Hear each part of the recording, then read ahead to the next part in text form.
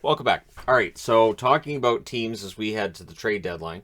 I haven't talked about Calgary yet, so I've only got a few teams I haven't talked about. So it's a good time to talk about Calgary because they're a team that sits in first place in the Pacific, and they're in a similar position to what they were 3 years ago. The funny thing is, they actually have much better numbers than they did 3 years ago. I think they're a better team than they were 3 years ago as well. Their deadline cap space, though, according to Cap Friendly, $870,750. So that's not optimal.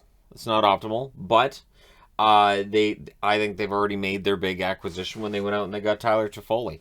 11 games, 7 goals, 4 assists, 11 points since he arrived in Calgary. And the Flames have, what, 2 regulation losses in their last 17 games. They come into last night's game against Washington at 14-1-1 in their last 16. So 14-2-1 in 17 games isn't bad.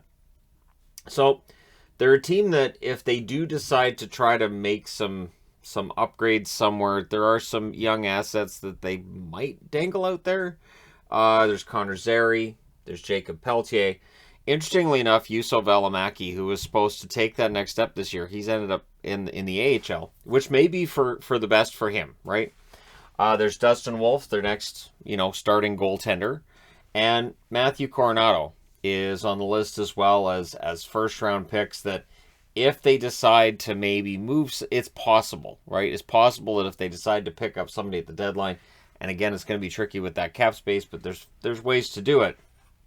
It's possible that one of those prospects could be out there and being dangled. And Välimäki, who has taken that step back into the AHL this year, it is potentially possible that he ends up being on his way out of town because they're like, yeah, we've got a good young defense. We're set, and maybe they'll view him as being a guy they can part with.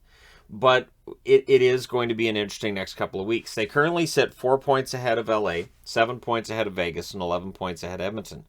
So they're not home and cleared when it comes to being the number one team in the division, but being 4 points ahead of LA, that's a pretty good cushion. So it is possible that they end up finishing as low as second in the division. I can't see them finishing any lower than second. And I say that because while Vegas can go on a run, we just haven't seen it yet, right? So 2019, big year for them here. They end up losing in the first round against Colorado. 2020, they lose in the first round against Dallas. 2021, no playoffs for them. So expectations weren't high this year. I think I had them third in the division in my predictions. I had them in the playoffs, obviously, but that's as far as that goes, and it's because they're unpredictable from year to year. 2004 is the last time they reached as far as the conference finals, and that of course was the year they went to the Stanley Cup final and lost against the Tampa Bay Lightning. The only time since the start of the salary cap era that they've gotten past the first round, by my count, is 2015 when they beat the Vancouver Canucks to get to the second round. So for Calgary, this is this is kind of a big year. They want to show that they're ready to take that next step. Now, I want to compare 2018-2019 to what we're seeing this season because it is remarkable. The 2018-2019 season was seen as a magical run for them. They ended up 50-25-7, 652 points percentage. Well, this year, so far, they're 34-15-7 for a 670 points percentage. They had a 19.27% power play in 2018-2019. This year, 22.98%. They had a 79.67% penalty kill in 2018-2019. This year, 85.03%. And then I think most importantly, the team's save percentage in 2018-2019 was 903. This year, the team's save percentage is 915. So I think the goaltending might be the biggest difference between what we saw in 2019 when they lost in the first round against Colorado and what we could see this year in a first-round matchup. So what I've got here is the top 10 scorers for the 2018-2019 season and for this year. And then the goaltenders as well. What's interesting is Johnny Gaudreau is at the top of both lists. 82 games in 2018-2019, 36 goals, 63 assists, 99 points. This year, as he's in a contract year, 56 games, 23 goals, 51 assists, and 74 points. So his points per game is higher than it was that year, his assists per game is ridiculous this year. It's almost one assist per game. And again, he's a UFA this summer, so there's some incentive there to have a really good year. Sean Monahan, on the other hand, he's fallen off. So in this 2019 season, 78 games, 34 goals, 48 assists, 82 points, very solid first line center. But this year, 56 games, 8 goals, 14 assists, 22 points. So there's no doubt that if they could move Sean Monahan, get themselves some extra cap space, and bring somebody else in, I think they would consider it. But they need to find somebody who would take on Monahan. You might have to throw in one of your prospects that you maybe wouldn't like to get rid of. But that is a possibility. Elias Lindholm, 81 games, 27 goals, 51 assists, 78 points in 2018-2019. This year, he's better. 56 games. He already has 29 goals, which is more than he had in the 82 game season that year. 31 assists and 60 points. So his points per game is higher. His goals are much higher, especially goals per game. And so, yeah, things are pretty good for him. Then there's Matthew Tkachuk. Things have gotten better as well. 80 games, 34 goals, 43 assists, 77 points this year. And it's a contract year. He's a restricted free agent in the offseason. 56 games, 27 goals, 38 assists, 65 points. Tkachuk's gotten better as well. And so it is a remarkable progression to look at here, where Gaudreau's probably better than he was that year, and he was seen as fantastic that year. Tkachuk's definitely better than he was that year. Lindholm is better than he was that year. Then you get down to Giordano, who isn't on the team now. He had 78 games played in 2018-2019, 17 goals, 57 assists, 74 points. A career year for him. And now he's in Seattle. He is potentially on the move at the trade deadline. Highly unlikely to return to Calgary. Even if they wanted to, the cap would tell them no. But Giordano, it's interesting that he's gone and the team's record has improved. And there was reason to look at this team's blue line coming into the season and say they will miss Giordano's leadership. Honestly, it's been pretty good. Rasmus Andersson now is in the top 10 in scoring. 56 games, 2 goals, 31 assists, 33 points. He's been very good. And Andersson, you know, I would kind of say like a poor man's Adam Fox, where he gets a lot of secondary assists and he's just a really good passer. He's good on the point. And I'm saying poor man's because I'm not comparing him to Fox, but it is a similarity there when it comes to secondary assists, putting up a lot of assists, not necessarily getting a lot of goals, but he's a really good playmaker and he really drives the play in the offensive end. Then you got Backlund here, 77 games, 21 goals, 26 assists, 47 points. His totals this year are going to end up very similar. 55 games, or 56 games, I should say, 8 goals, 18 assists, 26 points. So it's possible he ends up with another about 40-point season. He won't hit 21 goals this year, but Backlund's role isn't about scoring goals. He's a penalty killer, he's a defensive forward, so even though his totals are down, I don't think there's any complaints. Mangiapane doesn't show up in the top 10 scorers in 2018-2019, but he has come on like a house of fire. Now, and playing for the Flames, that makes a lot of sense. Now, what's interesting with Mangiapane is he's in a career year. He's having a career year during a contract year. So 56 games, 29 goals, 14 assists, 43 points. How much is Mangiapane worth and for how long? Do you look at Mangiapane right now and say, all right, we're going to pay him like a potential 40-goal scorer and risk a Jeff Skinner-like contract? Or do you say, you know what, this has been a great year, but we want to see more, so we're going to offer a bridge deal? And so really the way that they come through this is going to be very interesting because, again, I'm not saying that Mangiapane isn't a great forward. He is. I'm just saying I don't know if he's going to be putting up 40 goals a year. And if they pay him like a 40-goal scorer, if they give him a really big contract, it makes it more difficult to keep everybody together. I think they want to keep Johnny Gaudreau. I know they want to keep Matthew Tkachuk happy, but Mangiapane being a restricted free agent as well, it's a lot of money. It's a lot of money they're going to have to move around this year. Then you got Blake Coleman, 55 games, 12 goals, 15 assists, 27 points for him this season. He has given them that veteran leadership as well. I think that was a solid signing from a point of view of him being able to help out and lead. The goal scoring is what it is. Whatever you get out of him offensively is a bonus. What's interesting is when I look at this side of the board then, below Backlund, you get into Derek Ryan, who had a good year. 81 games, 13 goals, 25 assists, 38 points. Michael Frolik, 65 games, 16 goals, 18 assists, 34 points. TJ Brody, who now, of course, is in Toronto, 79 games, 9 goals, 25 assists, 34 points. And there's Noah Hanifin, 80 games, 5 goals, 28 assists, 33 points. Now, Hanifin, I've noticed, seems to be slowly getting better every year. And this year, 55 games, 5 goals, 21 assists, 26 points. He has 7 less points than he had in that 2018-2019 season, and he's played 25 less games so far. So there's a really good chance that Hanifin will eclipse those totals and set some pretty nice career highs out of it all, too. I do like Hanifin. I've been a big Shillington fan for a very long time. 55 games, 7 goals, 18 assists, 25 points. And I think Shillington's an excellent defenseman. I think he's finally getting that opportunity to show it. I was surprised when they picked him instead of Valimaki. That honestly really surprised me this season. But yeah, Shillington has proven that their patience is paying off. He's been excellent.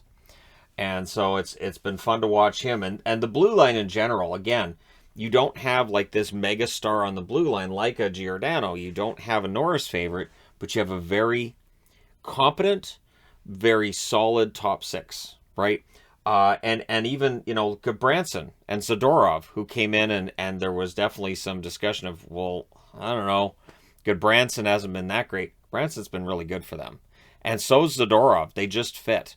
So some good moves there by the general manager to bring these guys in, which left some people scratching their heads, but it's worked out pretty well. Then you look at the goaltending, and it has completely changed since 2018-2019 when Rittich had the best numbers.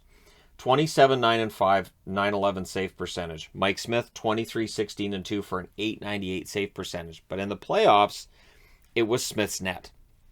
And that might have been where David Rittich had his best opportunity to prove himself a starter in the NHL, and it didn't happen. So for Rittich, there were injury problems that took place with him during his time as Calgary Flames goaltender, and there were definitely stretches there where he looked really good. And then, it's at playoff time that goaltenders often will decide what path their careers take from there. Now, you look at the goaltending now, you've got Markstrom 26, 11, and 6 with a 926 save percentage. Now, that save percentage isn't as gaudy as it was, say, 2 months ago, but it's still excellent. Vladar, 8, 4, and 1 with a 900 save percentage. He's been very good. The 900 save percentage, a little bit below league average. I believe the league average this year is 903 again. So, Vladar is a good backup. Markstrom is a true starter, which they didn't really have in 2019. So Smith ends up being the starter in the playoffs, but obviously he's now in Edmonton, and there's been this rotating door with goaltenders in Calgary before they made the decision to give the money to Markstrom and give him the no movement clause that the Canucks couldn't give him. Canucks couldn't have kept Markstrom, because even if they'd had the cap space to afford both Markstrom and Demko, they would have lost Markstrom in the expansion draft or Demko. So if you have a no movement clause for Markstrom wouldn't have waived it for the expansion draft, so the Canucks would have lost Demko. Now, when we look at UFAs for Calgary this year, you've got Brett Ritchie. Lewis has been good, bottom 6. I would be very surprised if they don't re-sign him before the season's even done. So like the Arizona signings we've seen, I would expect to see Lewis extended. Richardson's been okay. Richardson is a fourth-line center, can play on the wing, and so no harm, no foul there. And if he wants to come back for another year, and if they want him back for another year, that can be done. Zadorov has been good, and how much money is that worth? And how much money is Gudbranson worth? I think Gudbranson's having the best season he's had since he was in Florida right now. I think it's just working really, really well for him. And he seems to fit really well with the rest of his teammates, and I'd kind of be surprised if Calgary doesn't figure out a way to keep him. And then you've got Michael Stone, who, will be out there as a UFA for a while, and then he ends up back in Calgary. So for UFAs, there's some money. There's some money here between Gaudreau, Zadorov, Gudbranson. If you want to keep all this together, it's going to cost some money, and it might get a little more difficult. Then with the restricted free agents, you have Ruzicka. And the one that's interesting to me, other than Mangiapane, other than Tkachuk, is Shillington. Shillington makes $750,000 under the cap right now. He's a restricted free agent this summer. Shillington is going to get a raise. So what this does with all of these contracts potentially being up, well, they are up, and the potential that you might not get them all signed and figure out what you're going to do before you get to crunch time, maybe you do need to be all in. Maybe this is the year, right? You're first in the division. You've got all these contracts that are up and all this uncertainty potentially for next year. You might need to be all in. So are they all in right now? Is Toffoli that last piece? I would argue that Calgary does not need to add right now. Maybe a depth defenseman, maybe a depth forward, but I don't think they need very much. Now, between here and the trade deadline, they're at home against Tampa tomorrow. Then they're at home against Detroit. They go to Colorado, 1-game road trip. They come home, they play New Jersey and Buffalo, and then the last game before the trade deadline, they play in Vancouver. So we have 6 games left between now and the trade deadline for Brad Treliving to watch this team and decide if any other changes need to be made. Again, I lean towards no. I think this is the best Calgary Flames team they've had since this one right here. I really do. Now, whether or not this team can get over the hump and win in the playoffs, that's yet to be seen. Is this a team that's just gone on this incredible run over the last 6 weeks and maybe they're playing a bit above their heads? Maybe, but we may not know the answer until we get to the playoffs and then in the first round see how they do. Because again, getting out of the first round's been tough since the salary cap era started. They've only done it the one time. And so being able to get past round one. And I understand they knocked out Winnipeg in these playoffs here in 2020, but that was a qualifying round. In the actual first round, they lost against Dallas. So for the Flames, it's a big year. It does feel like there's this need to win and strike while the iron's hot, and maybe try to make a run to the Stanley Cup. So the question I have, there's two really. A, can they be the team that comes out of the Pacific? Are they able to win 2 rounds, come out of the Pacific? Could they beat a Vegas Golden Knights in that second round if that's what happens, or the Kings?